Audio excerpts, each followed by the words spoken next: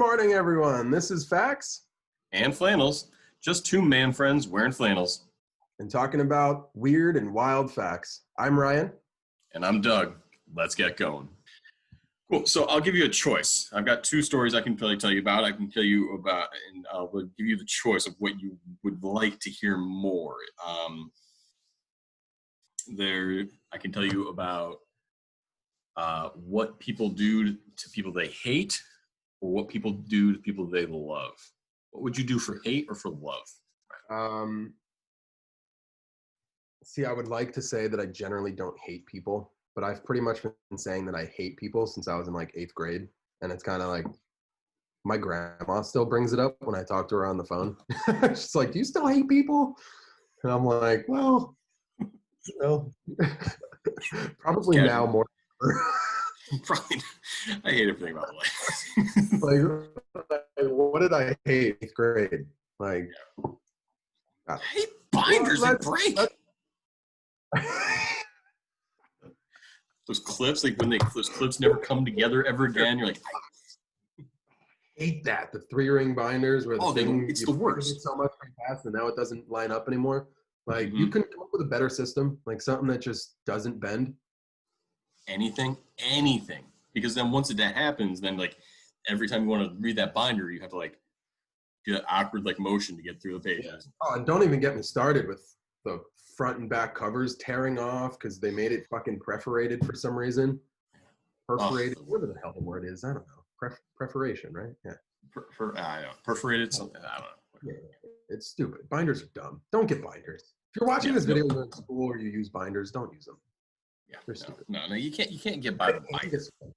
Get one that's made out of canvas or something. You know, like the material, not just like the vinyl cardboard bullshit. Oh, invest a little. You'll use it throughout your entire schooling career. If you get a canvas one, nothing happens to it.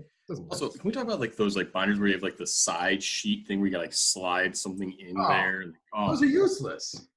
I hate it because how are you supposed to get down there and then you rip it and then it looks terrible and then when you. I mean, the double ones where there's like the 2 pockets, the taller pocket kind of works a little bit better. But yeah, they rip all the time too. You know, I was actually one of those kids that used like an accordion binder holder thing to like keep all my classes like paperwork in and whatnot. That makes sense. Those are the best. I mean, you look like a dork, but those are the best. I mean, and who cares how you look in middle school? I mean, middle school is not like your formative years or anything. Everyone. Who doesn't go to middle school like, I don't give a shit what anybody thinks about me. No one has that confidence yet. No, not at all. But like everything, like that's what I love about middle school kids is because like they are like so like perfectly awkward. That weird puberty stage where you're like, oh man, everything's changed. Like, listen, I had a voice that was normal until all of a sudden puberty hit, and now I sound like I have like an elephant sitting on my throat. You want to talk about awkwardness, child? Shut up, you'll be okay. You know what's funny? Bringing up middle school, I make fun of this all the time, and I just like joke around, but I tell my brother and my wife all the time, like, I don't have any memories prior to like 2013. Like I don't physically remember living prior to 2013. And we'll get into a whole thing maybe on another video, but there is this whole conspiracy thing that the world did end in 2012 and that the earth was sucked, like our universe or our solar system was sucked into like a wormhole or a black hole, and we just actually don't know it. But there's so much evidence of different things that have changed from 2012 that you just don't even realize. You feel like it's a part of your normal just life, but it hasn't been that way. And we'll give a little sneak peek to another video, but one of those things is like people have, and I'm pretty sure my dad is one of them, and my wife actually have very distinct memories of when they were younger going up into the torch of the Statue of Liberty. That has been off limits. No one's gone up into the torch of the Statue of Liberty for decades. decades and decades and decades, no one has gone up there. I forget the actual year, like 1950 or 1960 or something like that. Yeah. It's been so long. People are like, oh, no, I've been up in the torch. I have memories of being up in the torch. Apparently, it's never happened before, though, since whatever. Yeah, so consequently, that's a great segue into what we should do with you. Have you you've heard of the Mandela effect, correct? Oh, yes.